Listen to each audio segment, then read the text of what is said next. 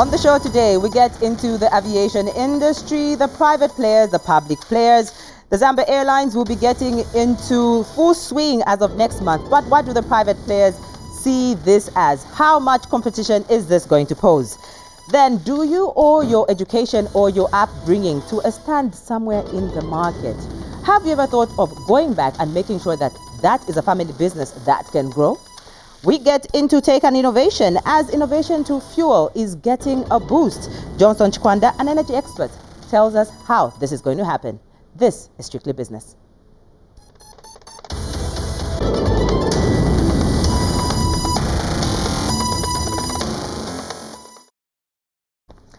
This is Strictly Business. My name is Judy Ngulube. Yesterday was World Tourism Day, and this celebration got me thinking, got the Strictly Business crew thinking in regards to what does tourism and arts add to Zambia's economic dispensation. I mean, right now, the arts and tourism are some of those that can market Zambia out there on the international scene.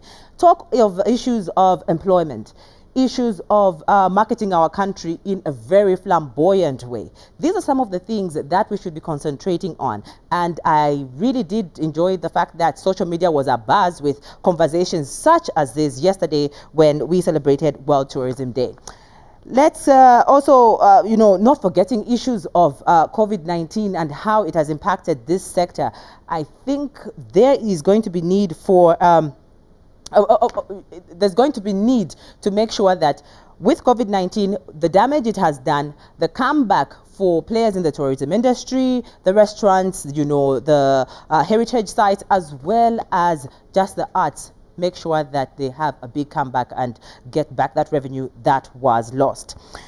All the same, this is Strictly Business. We get into an item that has been lingering on people's mouths, especially in the aviation industry for a while now. The new Zambia Airlines is to launch its commercial operations September 30th this year. Now, according to the announcements, the airlines board did make this announcement, and speaking at a news conference in Zambia, in Lusaka, on August 10th, the board chairperson, Bonaventure Mtale, said that the new national carrier would commence operations on domestic routes to Livingston, Ndola, and Solwezi.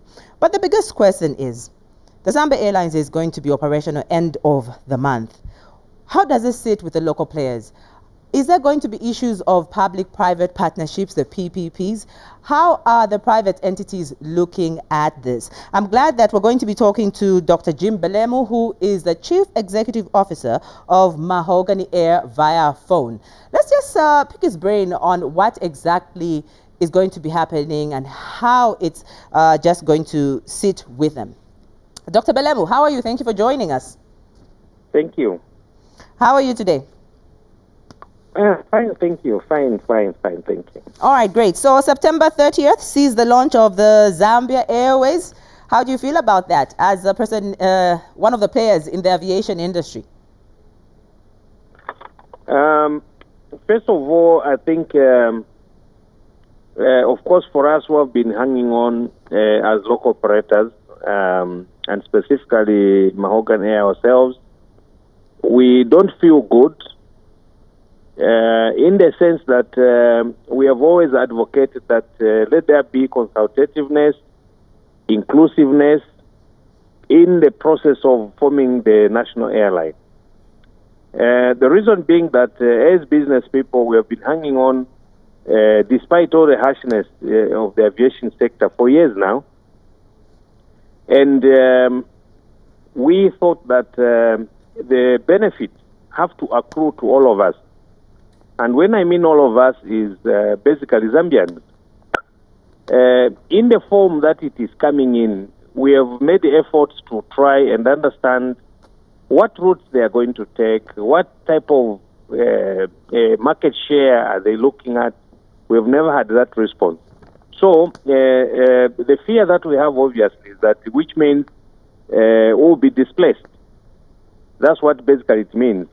So that is what we feel, or what basically I feel who has been on the market for some time. Have you tried to have these consultative efforts with Civil Aviation Authority?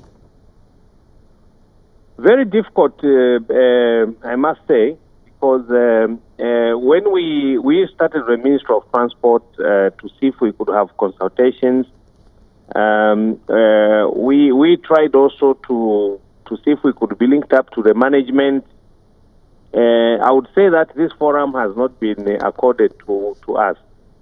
And I want to believe that even my other colleagues who are operators, because we have thought maybe others are being consulted or they are being brought in, but that hasn't happened. Okay. When we talk about looking at aviation on a broader space, you talk about issues of, market share and some of the routes that the national airline is going to be taking. But when we look at it on a broader perspective, globally, other countries have failed to sustain their national airlines. Do you think it's going to be different this time for Zambia Airways? Well, actually, my understanding, to be honest, and even looking at the foresight that the new government has given, His Excellency President Kameya was actually on record saying that he thinks that this should be, private sector driven. We also think the same, and many other people, even in the region and globally, think the same. Now, there are many reasons why it is like that. Decisions, in aviation have to be swift. There has to be minimum or no bureaucracy at all in making decisions. There are several other factors that come in. Others would say, Dr. Belemu, that you're trying to run away from a little healthy competition. No, not at all, because after all, even the national airline will face, if they have to go on, come in on a normal platform, they will face the same difficulties. Because one, it is about the passenger tax. It is about the aviation security charge. It is about the infrastructure charge. You have got landing, navigation, even handling fees. We have always said that these must be either scrapped or brought to the lowest minimum, because these are what accrue to a ticket. And in fact, if there will be subsidy on the ticket, unless being a national airline, they will not pay these charges, which again becomes unfair. If they will pay these charges, then we expect even them to have a problem in terms of their pricing of the ticket. Which are some of the airlines, Dr. Belemu, when you look at the global village, is making it, and what can we pick from them in regards to making sure that aviation in our country succeeds? And then zeroing into Mahogany, how is business as COVID is now slowly down there with the numbers?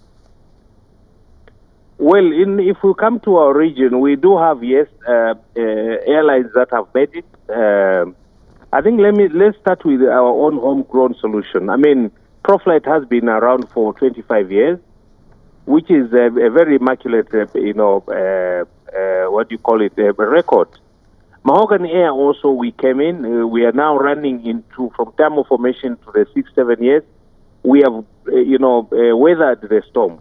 During the COVID period, at the height of the COVID period, both airlines, Mahogany and ProFlight, the Zambian local players, we continued flying.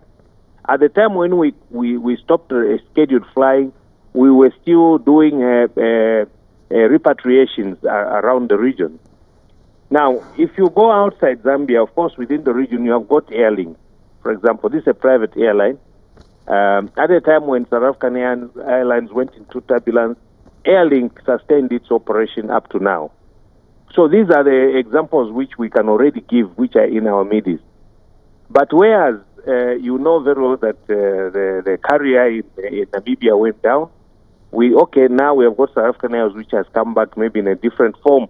But generally, we have been speaking in the whole Africa region about the national airline issues. And there are pertinent examples that have gone in history, and some are yet to be scored. So that's a fear that we always have in aviation sector, that it should be private sector driven. Okay. I appreciate you coming through, Dr. Belemu. Dr. Belemu, they are featuring on a chart focus of Strictly Business.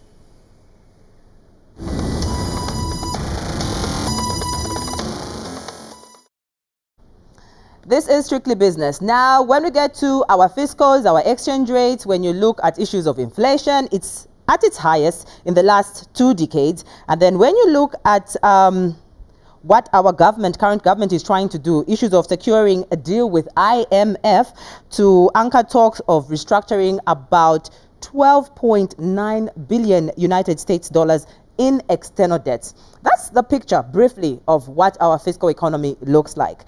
Now, these are only a few fiscal issues that Dr. Denny Kalyalya is going to be dealing with. His team himself have to psych up to make sure that this looks good for Zambia. But how is he going to do this? He bounces back after a year when he was fired last year. Now, for our bio in a minute, we thought it's appropriate to know this man a little better. An economist, Dr. Denny Kalyalya, has experience at the World Bank Group, having served as an executive director from 2012 to 2014 and as an alternate executive director from 2010 to 2012, representing Africa Group 1 constituency of 22 countries. Until December 2019, he also served as a borrower representative for IDA 18 and IDA 19. Since June 2019, he has been serving as a non-executive director on the board of the African Export and Import Bank. As Zambian, Dr. Denny Kalyalya's experience includes serving as the governor and the chairman of the board of directors of the Bank of Zambia between 2015 and 2020, having earlier been deputy governor responsible for operations. He has also served on a number of high-level national, regional, and international committees. Dr. Kalyalya holds a PhD economics and a master's degree in economics from the University of Massachusetts, Amherst. He also holds a master's degree and bachelor's degree in economics from the University of Zambia. You are still watching Strictly Business. Up next, Bine.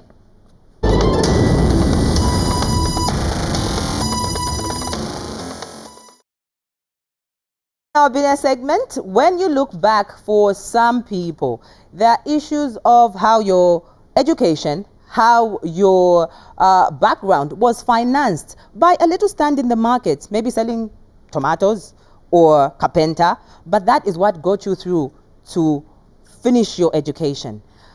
Our friends on social media have been talking about issues of building a family business regardless at which level it is. For some graduates in Zambia, have you ever thought of getting back to that stand, build it, add innovation, and make sure that it becomes a whole different level of a family business? We're going to be talking about the potential of revenue in our markets. There's been a lot of talk, issues of who should be operating here, the councils sustaining themselves via the rates from the market. But what about the marketeer themselves? What about the person who's making a living out of that? The revenue potential that the markets have in Zambia. That is what we're talking about today. And we're going to be interacting with Mupiya Kameya.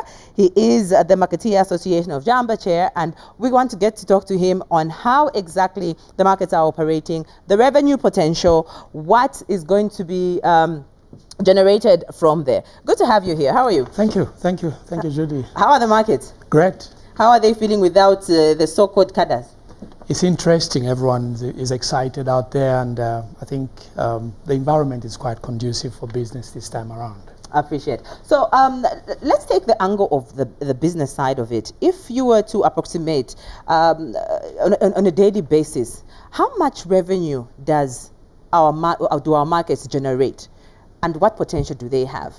The potential is actually very high. You know, in our country we have about 6 million people in the informal sector, and the largest population is coming from the marketeers, sitting at 3.7 million. And so that's very huge, potential. 3.7 million kwacha? 3.7 in terms of population. Oh. So if we multiply that by probably 5 kwacha, which maybe the council can be levying out there, and you also add the NAPSA, compliance, which is 2 kwacha per day, and maybe ZRI 1 kwacha per day. So the potential is very high actually for our country to actually concentrate in investing in the informal sector, particularly in markets. It's interesting how the informal sector, as we talk about the market, is actually very compliant in regards to paying the levies. So in essence, they're actually adding to the revenue pool for the economy, isn't it? Surely, because you see, a marketeer understands, we understand our business very well, regardless of the type of education that one has. In the market, anyone that has never gone to school, they understand how to count their money. And so we understand that when you're in a market, you have to comply in terms of levies. And so with also the what our president, His Excellency HH, announced on the removal of our colleagues, the cadres, it adds a lot of value in the sense that everyone now is making money, because what they were paying. Has the revenue for the average marketeer increased really after the removal of the cadres? It has, yes, because look, marketeers, including the small-scale farmers that are bringing produce to the market, they've been paying that revenue illegally at 03 hours, because that's the time when these small-scale farmers that bring produce come in the market. So they pay the first levy, and the second one were going into wrong hands. And then maybe probably the council would come maybe at 8 hours. So that was a lot of monies, you know, plus transport and all that. So meaning that it was impacting the consumers, you know, buying at a very high, you know, rather an expensive, you know, price because of all these levies. But this time around, I think all what we were paying out into wrong hands, I think is no longer there. So we are able to make these monies. We're seeing the media, you know, showing a lot of new markets being built, but there's always something that puzzles me, Mr. Kameya. The issue of the marketeers not wanting to go into a very beautiful building that will, you know, host them and have the Judis come through, walk properly, buy my tomatoes, buy my carpenter, my beans. What seems to be the issue there? I think that's, as an association, we've been trying to advocate for this through our governments, and there's been a challenge because everyone took advantage of what the previous government allowed everyone to trade wherever they wanted to, in the name of, you know, constructing markets. But it gives pressure to those that are operating in markets, you know, and so we would like to see the new government to consider that, especially on the market infrastructure development, which is very key. Over 3,000 markets in the country. I think we have less than just about 10% or 15% are well constructed, but the rest are ramshackles. So we want government to concentrate on the market infrastructure development so that we reduce on the street vending. Everyone must go in the market, so that whatever levy is being collected by you know, the legitimate institution, the councils, they'll collect from all these you know, marketeers and the traders. Mupiya Kameya, Marketeer Association of Zambia, Kameya. Yes. Marketeer Association of Zambia, Chair, thank you so much for coming through. I appreciate it. Most welcome. Thank you, viewers. All right. Great. You're watching Strictly Business. Let's get into our tech and innovation.